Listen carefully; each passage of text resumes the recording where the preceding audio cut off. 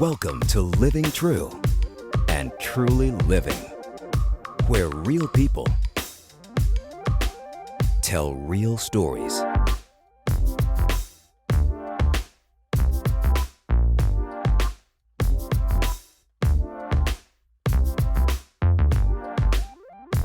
About real issues.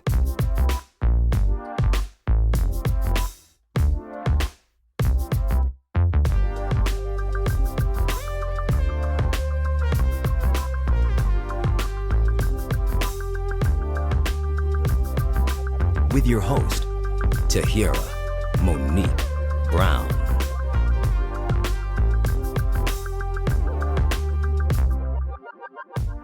Hello, I'm Tahiera Monique Brown here at the SES 2016 Sports and Entertainment Industry Symposium. This is an episode of Living True and Truly Living with real people who tell real stories about real issues. Well, where real people tell real stories about real issues. I'm excited to be here with Mark, Lucas, James, Mark. That's Lucas. Right, yeah. Three first names. I heard about you through a friend of mine, Right. and he told me an incredible story about you. And then we met, and we had dinner together. Right. Yeah. And we got to know a little bit more, but I didn't let you tell me a lot because I wanted to learn from you. Right. But one thing I'm going to tell my audience is that Mark suffered with seizures, and he had to have a brain operation.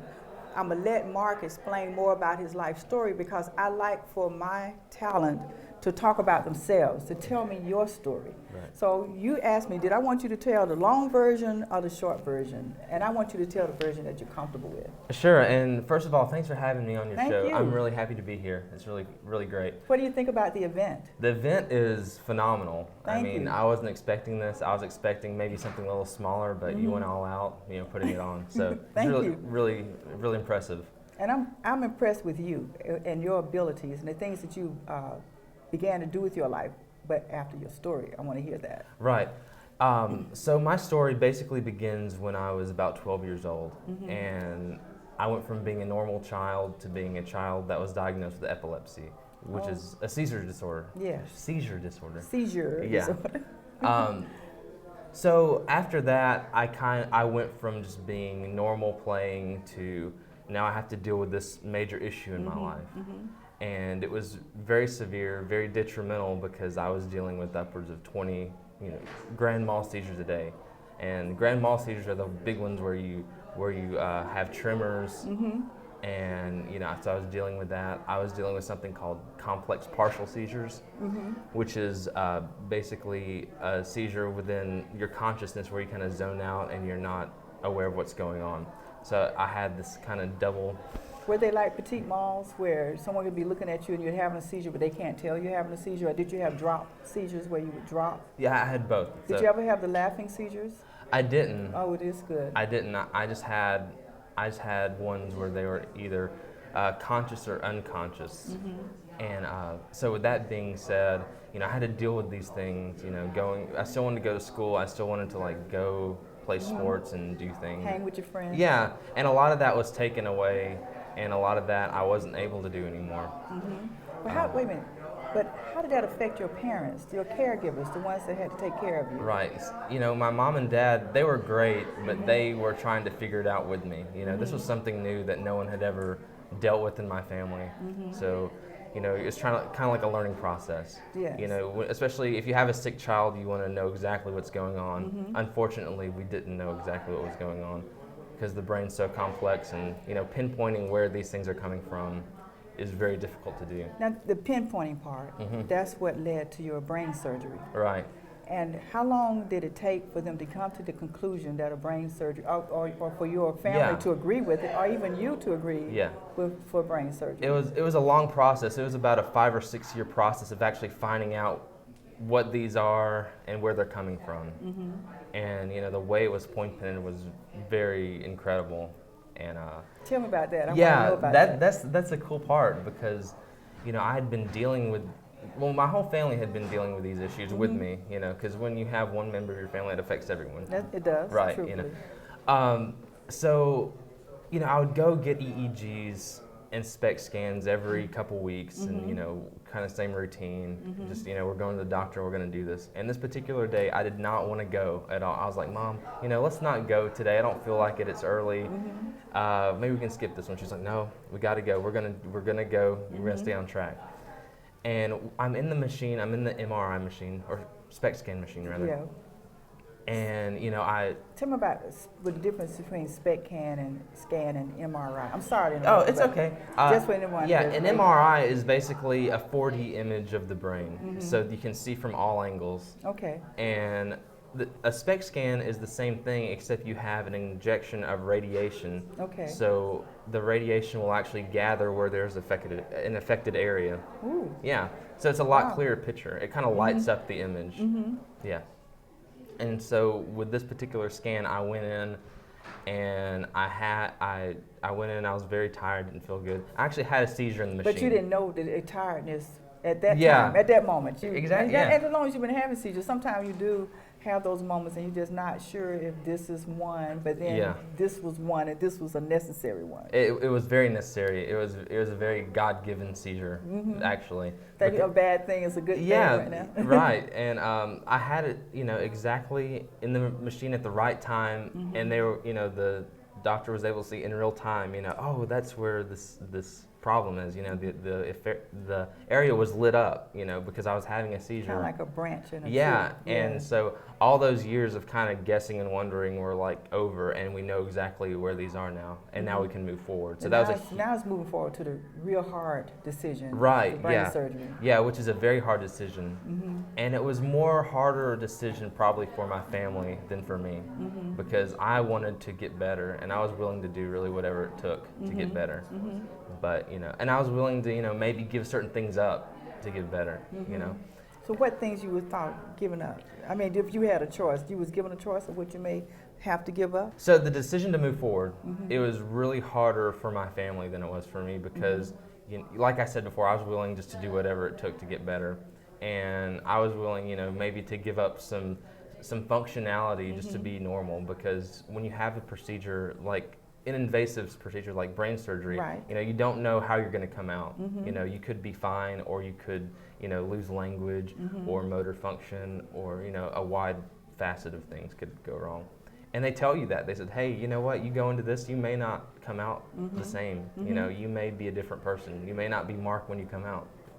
I said, you know what, I would rather take that risk than continue on knowing I'll have to deal with the same things my whole life. When I first met you, I had heard about your seizures, and I was thinking in my mind, I had an expectation of what I would see when you walked in the door. Yeah. But when you walked into that restaurant, I said, oh my God, he looks like Jesus. He's beautiful. I appreciate that. I mean, you look very, in my mind's eye, I had an expectation of what I might see. And then when you went to talk, and you were very, what's the word I'm looking for? You was very careful of how you presented your story. Because, I also shared with you that I'm caring for my special needs now, who has these seizures, these grand mal throughout the day. And it does change your life and everything like that. So when you made that decision and you were sitting in that restaurant, my challenges became more real to me. Yeah. But I like the way that you approached when you knew my story, telling me more of your story. Yeah. The compassion, I could feel that. Right, yeah, and compassion is a good point, because once you've been to a place that's tough, and you have as well, and we share that, and you know what kind of a struggle you can go through with certain issues, and so whenever I speak to someone, I always want to be sensitive of that, and because I know how hard it can be to be in a certain place that you don't want to be, and you want to move forward. And moving forward is really the hardest part, in kind of like the healing process. Yes. But tell me about, I got pictures that you sent me, and video that you sent me, and pictures of you working with the special needs kids. Right, yeah. But what function did you lose after your surgery? I lost a lot of my fine motor skills. So the grabbing with your fingers, speech, I lost a lot of speech in my throat. I had atrophy in that aspect. So I worked really, really hard, to get that back. And if you know about the brain, so I had my surgery on my right side, which affected my left side. So my left side was the side that struggled, kind of regaining motor And I like skills the and thing that you was talking about, how you had to train your arm, how you Yeah. just put it on the drums and just let it drop. Yeah, and that's where music came in, because I've always loved music. Music's been huge in my life, and I wanted to be sure that I got back to the place where I would be able to play and So you do that. what musical instruments do you play? I play a lot of musical instruments. So I know that, but I was trying to hope you'd give me Oh two yeah, or three days. absolutely. My favorite's percussion. Obviously, Okay. I love percussion. That was my first love, and still is. I love percussion. Guitar's another one. My dad is a guitar player, and he is the one who introduced me to that, and I really, really loved it. I love playing guitar, and I love piano as well. Piano is also a percussion instrument, and I play around with it. Just really whatever I can get Well, my I hands on. just wanted to know a few, because I know you're multi-talented. Yeah, that well, way hey. to come from where Yeah. you've come from now to be able to do all that, but then to use music in special needs care. Yeah. And that was very emotional to me as well, since I Yeah. have a child with cerebral palsy who loves music. And now that she's going through the dementia part, sometimes she's listening to a song she used to sing all the time, she's blank. Yeah. And that really affects me a lot, because I know she knows that song. Yeah, But absolutely. now she's blank to it now. So she's going backwards. Yeah. And so for you to have come forward, I feel like I'm embracing her Yeah. in your image, Well, I appreciate that. That means a lot to me. And for you to be doing what you're doing with special needs kids. So explain that a little bit. Yeah. So here's the cool thing about music and the special needs community, because it's so far, out of what they normally do. Most of these guys will never get a chance to play an instrument. They may listen to music, but they won't be able to be engaged with music because there's no one to help them facilitate that process. And that's where I come in, and I'm able to show them something that's maybe out of their realm a little bit. Okay. And it really improves their life, because they're like, hey, you know what, this is something new and fun, and I can do it, and it's not hard. I try not.